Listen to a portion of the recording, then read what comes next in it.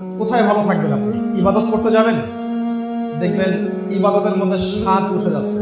যাদেরকে দেখে দিন শিখবেন, তাদেরকে দেখে দিনের কি শিখবেন? আমাকে দেখে দিনের কি শিখবেন?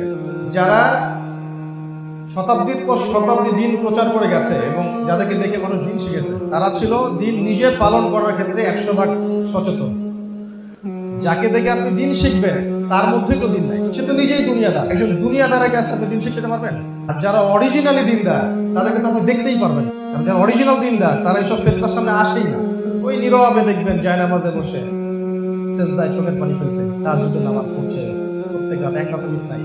অনেক আলেম দেখবেন জীবনে কখনো দেখেন নাই, তাদের ইলম, তাদের আমল, তাদের আকীদা, তাদের কর্মের কারণে এখন পর্যন্ত বিশ্বের দিন কারণে টিকে আছে।